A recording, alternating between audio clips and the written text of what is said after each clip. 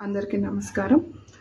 నేను విద్యార్థులకు చెప్పేదేంటంటే, అందరికీ గూడా విద్యార్థులకనే కాదు, అందరికీ గూడా నేను విన్నవించుకునేదేంటంటే, ఇక్కడ విద్యార్థులు అందరూ గూడా ఈ ప్రస్తుత సమాజంలో ఉన్న విద్యార్థులందరూ గూడా చాలా ఇక్కడ నాగరికత అని చాలా విషయాలు అడ్వాన్స్‌గానే తెలుసుకుంటున్నారు.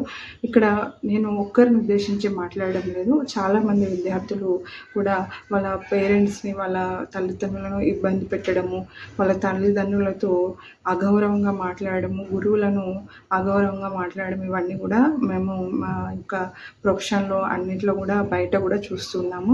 అందరిని ఉద్దేశించే నేను చెప్తున్నాను. ఏంటంటే విద్యార్థులు అంటే ఇక్కడ మీరు చిన్న వయసులో ఒక ఎగ్జాంపుల్ మనం ఒక మొక్కను తీసుకున్నట్టయితే మొక్కను నాటినప్పుడు మనము దాన్ని ఎంత శ్రద్ధగా చూసుకుంటామంటే దాంట్లో ఏమైనా చెత్త వచ్చిందా, చుట్టూ ఏమన్నా చీమలు, పురుగులు అలాంటివి చేరుతున్నాయా, చెత్త ఉందా అదంతా కూడా క్లీన్ చేసుకుంటాము ఎప్పటికప్పుడు.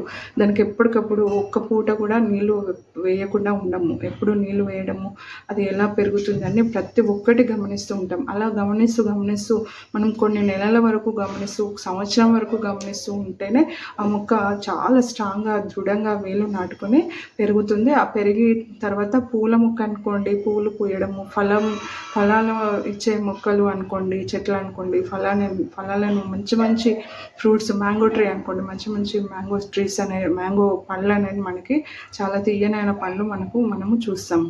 మనము అవి తీసుకొని తింటాము. పూలు అనుకోండి, భగవంతునికి మనము పూలను సమర్పిస్తాం.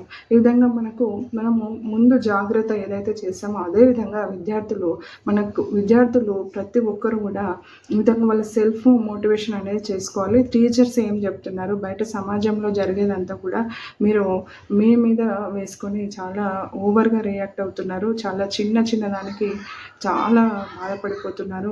చాలా సెన్సిటివ్ మైండెడ్ ఉంటుంది. చాలామంది గర్ల్స్ని కనుక చూస్తే, అమ్మాయిలను, బాలికలను చూసిన అబ్బాయిలు చాలా రూడ్గా బిహేవ్ చేస్తున్నారు. ఇక్కడ వీరంతా కూడా మానుకోండి.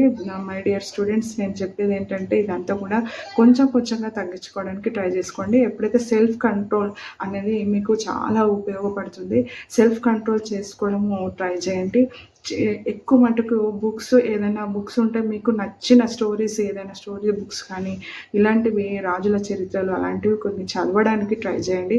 ఫోన్ కూడా ఎక్కువగా ఉపయోగించి మీ కళ్ళను పాడు చేసుకోవడము, మైండ్ డిస్టర్బ్ చేసుకోవడం ఇలాంటివి చేయకండి. ముఖ్యంగా ఫోన్లో కనుక ఇలాంటివి చాలా వేస్ట్ ఆఫ్ నాలెడ్జ్ ఇచ్చే అవన్నీ కూడా చూడకండి. ఇవన్నీ కూడా మానేయండి.